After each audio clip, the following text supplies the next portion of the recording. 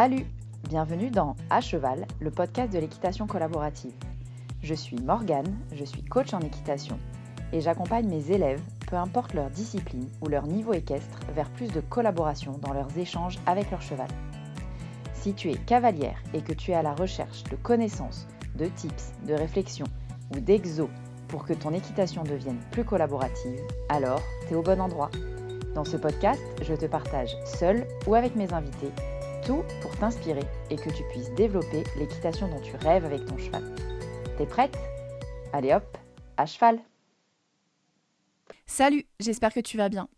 On est aujourd'hui sur le dernier épisode de l'année et j'avais envie de vous proposer un épisode un peu type coaching, un peu le type de petits exercices que je pourrais proposer dans les programmes, dans les coachings de groupe, qui nous permettent de poser des actions, ou en tout cas un plan d'action, pour aller vers là où on a envie d'aller.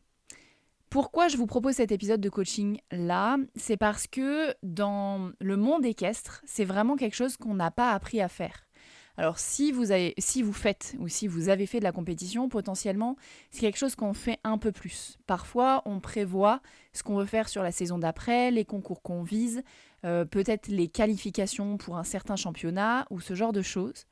Mais dans le monde équestre en général, on a assez peu l'habitude de se dire cette année, j'ai envie de faire ça avec mon cheval et donc de mettre les actions en place par rapport à ce sujet-là. Et ça manque. Ça manque clairement. Je rencontre beaucoup de personnes, moi y compris, qui ont assez peu de vision de là où elles ont envie d'aller avec leur cheval, sur les mois qui viennent, sur les années qui viennent, et du coup, qui s'éparpillent un petit peu dans toutes les recherches qu'elles font. Ça a du bon de s'éparpiller et de faire plein de choses différentes, mais parfois on s'éloigne un peu de notre objectif initial, et surtout, on peut s'en faire éloigner par des personnes qui nous entourent. Par exemple, on rencontre un coach génial qui décide qu'il a envie de nous faire du concours, paf, on va aller faire du concours, alors qu'en vrai, on s'en foutait un peu. Ou l'inverse, on a très envie de faire du concours, mais on rencontre un coach qui, lui, est pas du tout pro-concours, qui veut vraiment surtout nous permettre de faire autre chose, et donc on se laisse embarquer et on rate notre objectif de concours. Bref, aujourd'hui, j'ai envie de vous proposer un petit exercice assez simple, en 3 questions. Et ces 3 questions que je vous propose de répondre si jamais vous n'êtes pas en voiture. Moi, je sais que j'écoute mes podcasts en voiture, donc si vous êtes en voiture, ne le faites pas.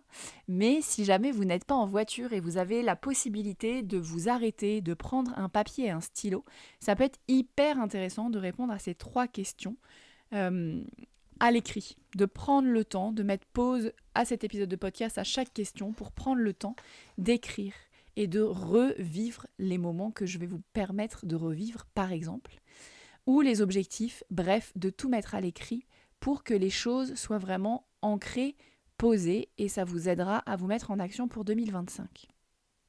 Si jamais vous êtes en voiture, vous pouvez tout à fait faire ça en mode réflexion, réfléchir aux réponses que vous vouliez faire et peut-être refaire l'exercice plus tard, ou pas, en fonction de votre envie.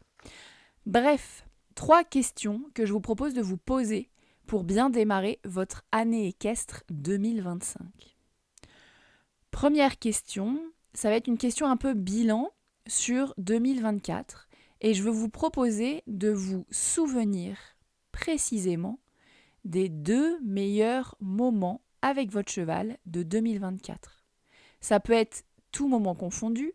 Encore une fois, s'il y en a qui veulent se souvenir d'une certaine compétition qu'ils ont gagnée ou dans laquelle ils ont performé, ça peut être un des moments, mais ce moment où votre cheval a levé la tête pour vous voir arriver au pré, ça peut être un des meilleurs moments 2024 parce qu'il vous a fait vivre quelque chose de particulier que vous avez adoré. Donc ce que je vous propose, c'est de choisir le premier moment. Si vous choisissez de le faire à l'écrit, vous pouvez noter quel est ce premier moment. Et si vous le faites en mode réflexion, souvenez-vous de ce premier moment. Où était-ce ? Qu'est-ce que vous faisiez ? Qu'est-ce que c'était précisément que ce moment ? Quel temps faisait-il ? Comment votre cheval était ? Est-ce que c'était à pied ou à cheval ? Et surtout, rappelez-vous ce que ce moment vous a fait ressentir. C'était où ? Est-ce que c'était le cœur qui s'emballait ? Est-ce que c'était des papillons dans le ventre ? Est-ce que c'était une sensation de plénitude ? Qu'est-ce que vous avez ressenti à ce moment-là ? Qu'est-ce que ce moment vous a permis de ressentir ? Prenez le temps de respirer et de vous remettre dans cette sensation plaisante. Et quand vous avez bien cette sensation, faites-la gonfler, gonfler, gonfler encore, comme si elle prenait de l'ampleur en vous. Vous y êtes ? Cool. Alors prenez le temps d'en profiter un peu.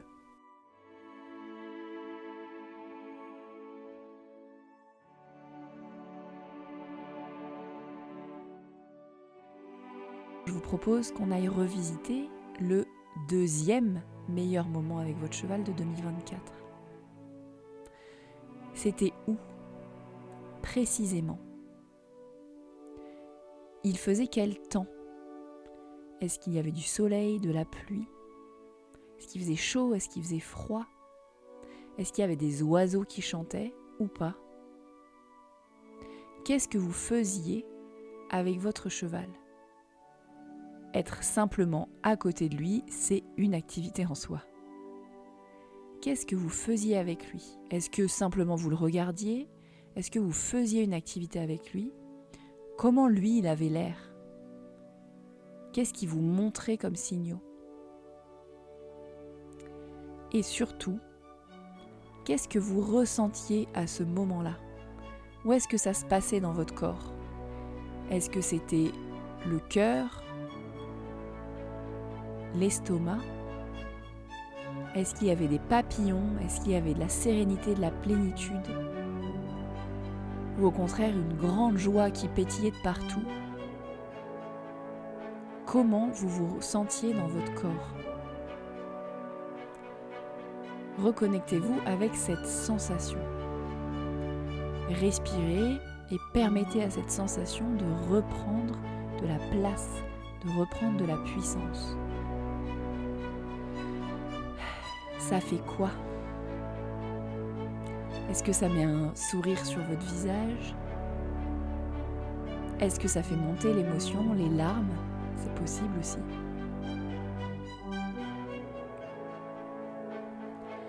Maintenant qu'on s'est bien imprégné de ces deux moments, je vous propose de passer à cette deuxième question.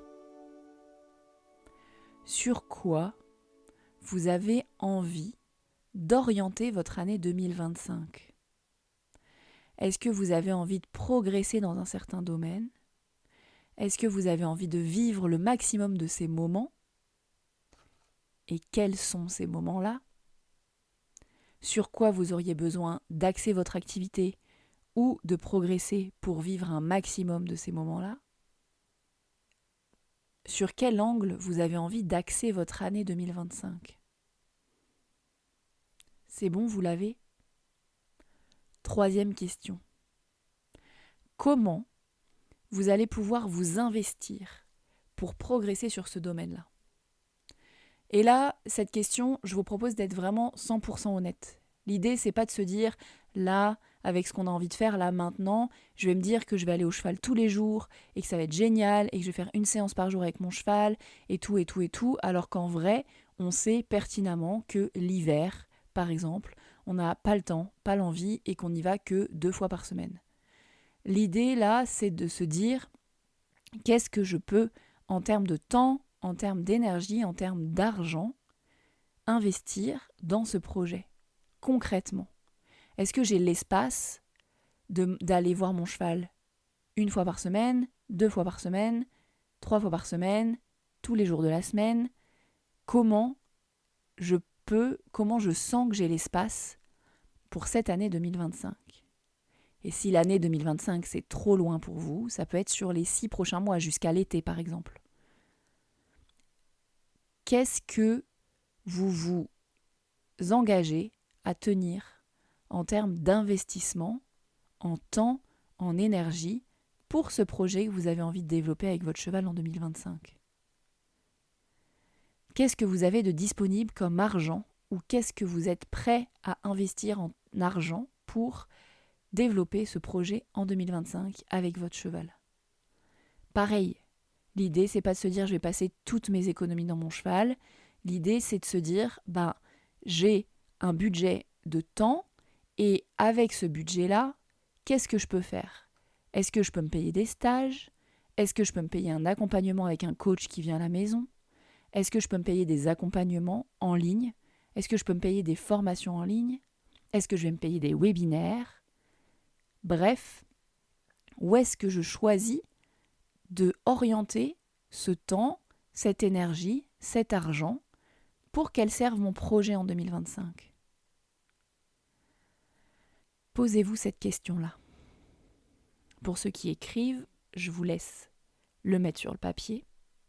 Tout ce que vous aimeriez faire, j'aimerais rentrer dans tel accompagnement en ligne, j'aimerais travailler avec telle personne, j'aimerais faire un stage, j'aimerais faire une immersion, et à côté de tout ça, combien ça coûte, et est-ce que tout ça, ça rentre dans mon budget, ou est-ce que potentiellement c'est un budget que je pourrais dépenser pour ça ? Je suis en mesure de le dépenser ou pas ? Posez-vous ces questions-là. Ça, c'est la troisième question, le grand thème de comment je peux m'investir. À quelle hauteur ? Sans qu'il y ait de jugement dans la hauteur du tout. Mais le truc hyper intéressant, c'est de se poser la question pragmatique de j'ai tant par mois en argent, en temps, en énergie, et je décide de placer ce temps, cet argent, cette énergie dans tel accompagnement, tel type de séance avec mon cheval, tel accompagnant, tel stage, etc., etc. Ça vous parle ? Alors, je vous propose de faire ce petit exercice et surtout, quand vous l'avez fait, venez me dire ce qu'il a donné sur les réseaux sociaux. Venez sur Instagram me faire un message et me dire « Morgane, j'ai fait ton exercice et l'année 2025 sera placée pour moi sous le signe de ta. Donnez-moi les projets que vous avez avec vos chevaux. Dites-moi ce que vous avez envie de faire, ce sur quoi vous avez envie de progresser et ce sur quoi vous avez envie d'aller en 2025. Vous êtes prêts ? Allez, je vous attends en message privé sur Instagram. Et en attendant, si jamais vous avez aimé cet épisode de podcast, comme d'hab, vous pouvez aller soutenir le podcast en allant lui mettre 5 étoiles sur la plateforme d'écoute que vous utilisez. Et vous pouvez surtout vous abonner pour être mis au courant des prochaines sorties d'épisodes. Et moi, je vous laisse ici et je vous dis à la semaine prochaine pour un nouvel épisode de À Cheval, le podcast de l'équitation collaborative. À plus!